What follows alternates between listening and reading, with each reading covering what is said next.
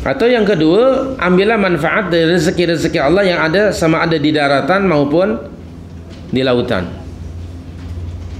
Masya Allah, di daratan ini rezeki Allah macam-macam bentuknya. Subhanallah. Ada pokok ya, hutan segala macam lah, ada haiwannya. Sementara di lautan ada ikannya dan segala apa yang adanya. Kemudian di udara pun ada tuyur, ada burung dan banyak macam-macam. Subhanallahil karim. Bahkan bahr itu, lautan, lebih luas daripada daratan. Kalau anda membaca Al-Quran, kalimah bahr, lautan, lebih banyak disebut daripada daratan. Dan bumi ini, tanah ini, daratannya kecil dibandingkan dengan lautan. Dan kekayaan di bawah laut tu Masya Allah. Ikan macam-macam jenis ikan, belum diterokai. Dan Malaysia satu negara yang pantainya begitu luas sekali. Tapi kita belum, sekali lagi, belum ada kemampuan teknologi untuk mengambil, meneroka segala isi kandungan yang ada di laut. Bukan hanya ikan, bahkan ada gas, ada minyak dan lain sebagainya. Belum lagi ada harta-harta karun, yang mungkin ada kapal tenggelam ya. Semalam saya tengok dalam National Geographic itu di Indonesia, di Jawa. Di bawah, berapa kilometer ke bawah, di dasar laut, didapati peninggalan mungkin dari Cina. Mangkuk-mangkuk segala macam, sudah 1000 tahun yang lalu. Subhanallahil karim. Itu berapa nilainya? Banyak sekali kekayaannya. Cuman yang menjumpainya orang putih, orang non muslim. Orang kita hanya tukang masak saja di kapal itu, dan tukang basuh. Itu teknologi, padahal itu kekayaan kita ya. Jadi coba manfaatkan. Subhanallahil kiram. Sekarang kita digalakkan untuk menguasai biotek. Karena negara ini negara umat Islam, Masya Allah, di hutan tuh macam-macam ada untuk manfaat kita. Herbs ya.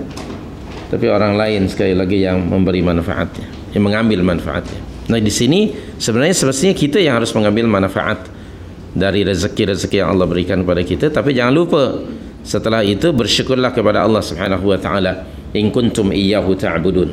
Jadi syukur adalah ibadah, dan ibadah adalah hanya untuk Allah Subhanahu wa taala.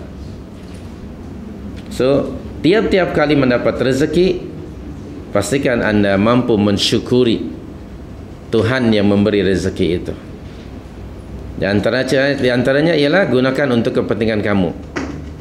Makan, minum yang tidak melampaui batas. Gunakan, belanjakan itu. Tapi caranya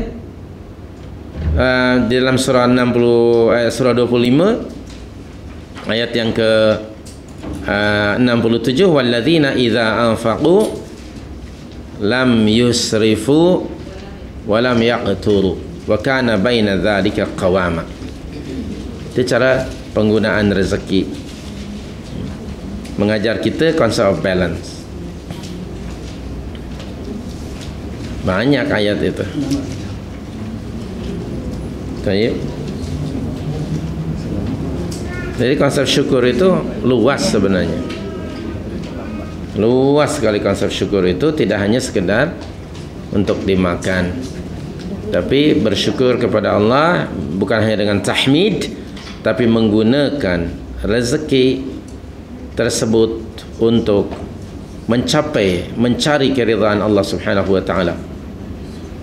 Seperti mana dalam surah 28 ayat 77 yang sudah ada tandanya itu, yaitu qala ta'ala wabtaghi fima atakallahu ad-daral akhirah wa la tansa nasibaka minad dunya wa ahsin kama ahsanallahu ilaik wa la tabghil fasada fil ardi innallaha la yuhibbul mufsidin.